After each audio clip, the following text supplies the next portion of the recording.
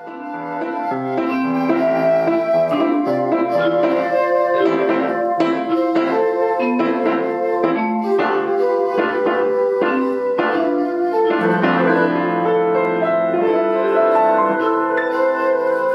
vous étiez du coup à 3, oui. Et comme vous étiez sur des notes très lentes, ça fonctionnait très bien. Et c'était très beau, hein. Ces notes de musique s'échappent d'une des salles du Conservatoire de Grenoble.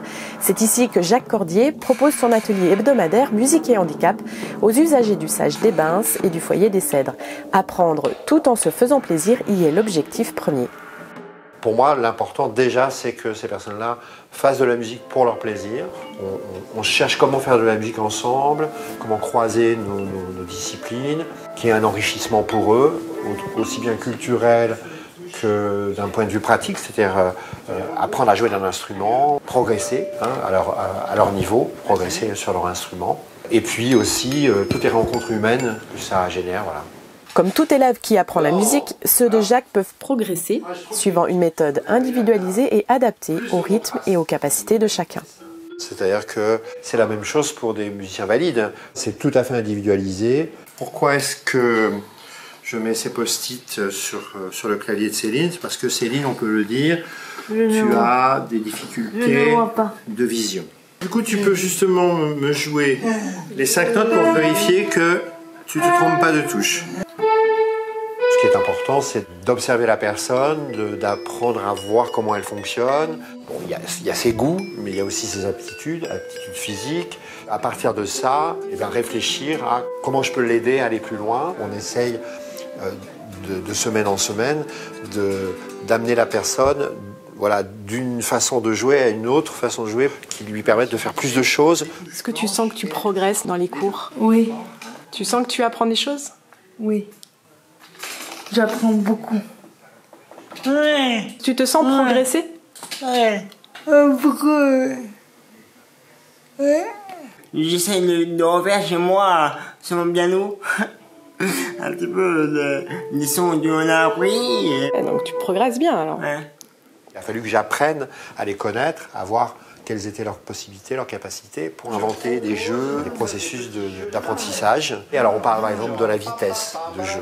Pour des personnes qui ont un handicap moteur important, jouer plus vite, ça va être peut-être, au lieu de faire une note toutes les 3 secondes, c'est de faire une note toutes les secondes. On le fait ensemble? Je te pique une baguette? Attention. Avec Thibaut. Attention, t'es prêt? C'est parti. Et... On va l'aider à aller plus loin techniquement et puis aussi aller plus loin dans son expression, c'est-à-dire d'aider le musicien handicapé à être en phase avec ce style, avec cette atmosphère. Donc si par exemple la personne handicapée joue très vite, on va lui dire non là tu vois ça colle pas avec la musique. Et inversement, si un pianiste va jouer un ragtime endiablé, on va, même si c'est difficile pour la personne parce qu'elle a une motricité vraiment très limitée, on va la pousser à jouer plus vite. C'est bien avec les poussées index, oui. C'est super. Oui. Je l'avais pas fait jusqu'à présent ça. Un effet de bascule.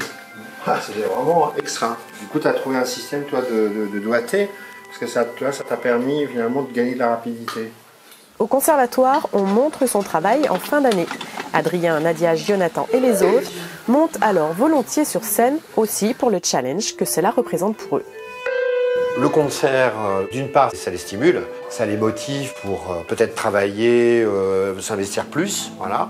Puis la musique de tout temps a été un art de partage. C'est naturel d'avoir, en tant que musicien, du plaisir à offrir un concert à des spectateurs.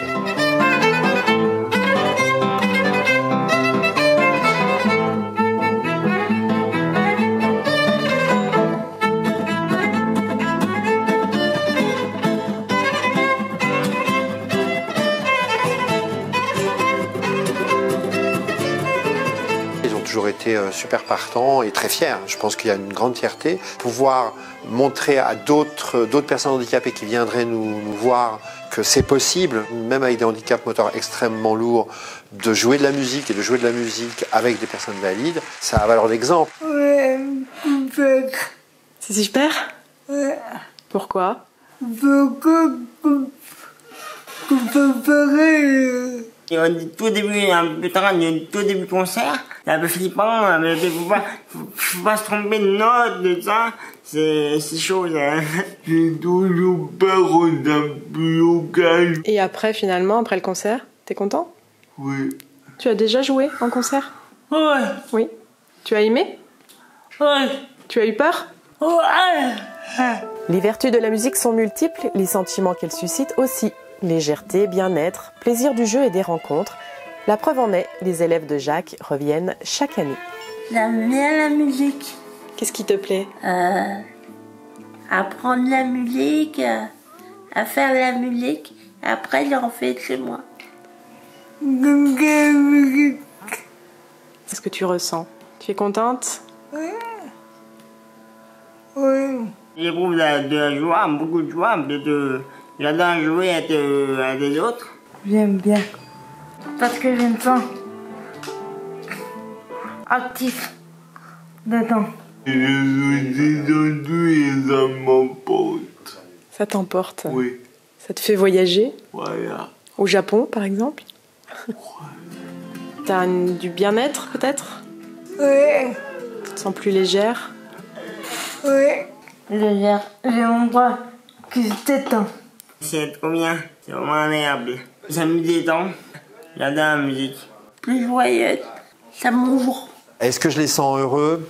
Oui, je les sens heureux, même plutôt très heureux. Bien sûr, ils sont très reconnaissants, évidemment. Évidemment. Alors des fois ils me le disent, il y a le cas de Nathalie, elle écrit quelque chose, elle me fait signe, et il y avait marqué « Je suis très heureux de continuer la musique avec toi ». Je serais touché, Nathalie. Ça me fait très plaisir. Donc on fait de la musique, c'est ça? Donc voilà, bon, tout est dit. Alors ça, c'est ouf, c'est très fort. Voilà.